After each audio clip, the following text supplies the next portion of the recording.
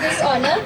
A big round of applause to the winner of the Paladin as Vivekananda House comes back on stage once again. House Master, Captain and Prefects, please receive your award.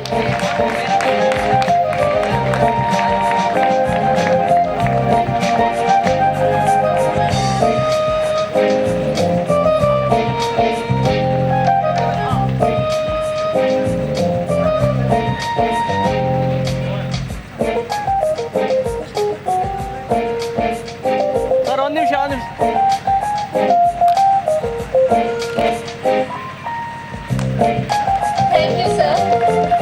There are two more awards to be given this evening. Srimati Annapurna 809. This honor has been knows the results. It has been sealed and the chairperson.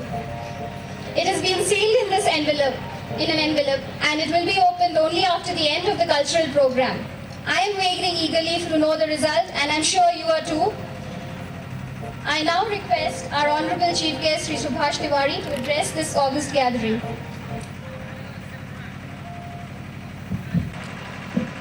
Respected Guest of Honor, Dr. Karajgi, Chairperson, and all the trustee members of this school,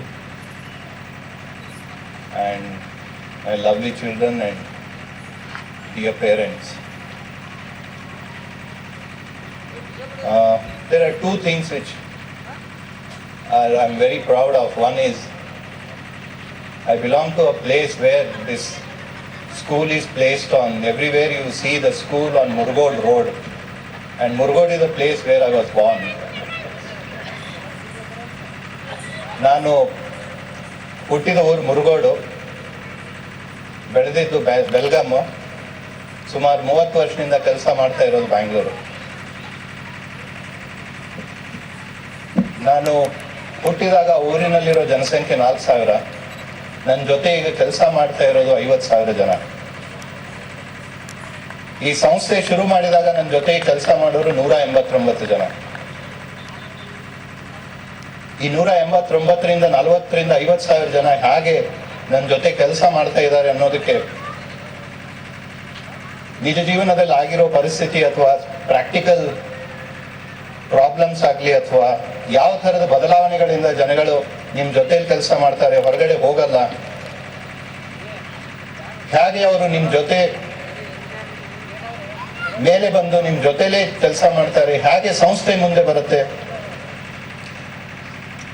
ಮತ್ತೆ ಯಾವ ಥರದ education ಇಂದ practical ಲೈಫ್ನಲ್ಲಿ ಯಾವ ಥರದ ವ್ಯತ್ಯಾಸಗಳಾಗುತ್ತೆ, ಅದನ್ನ ಮಾತ್ರ ನಿಮ್ಮ ಜೊತೆ ನಾನು ಶೇರ್ ಮಾಡೋಕೆ ಬಯಸ್ತೀನಿ.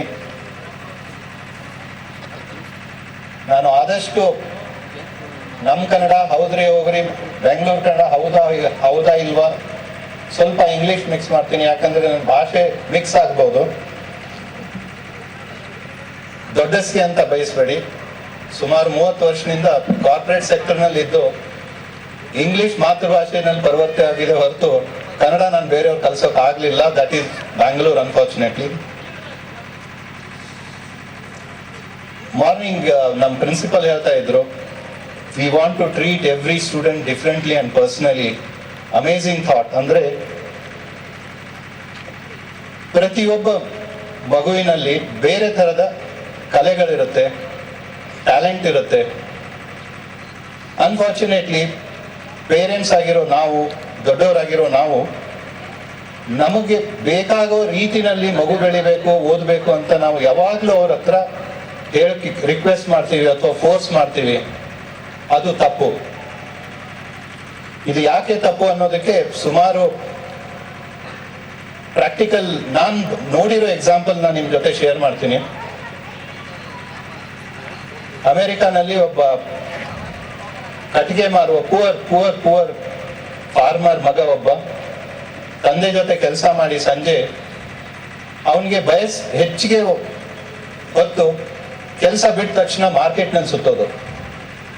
ಯಾವಾಗಲೂ ಮಾರ್ಕೆಟ್ನಲ್ಲಿ ಶಾಪಿಂಗ್ ಮಾಡೋದು, ಹೊಸ ಇದನ್ನ ನೋಡೋದು, ಮಾರ್ಕೆಟ್ನಲ್ಲಿ ಏನ್ ತರ ಹೊಸದ್ ಬರುತ್ತೆ ಅದನ್ನ ತಗೊಳ್ಳೋ ಆಸೆ, ಬಟ್ ದುಡ್ಡಿರಲ್ಲ.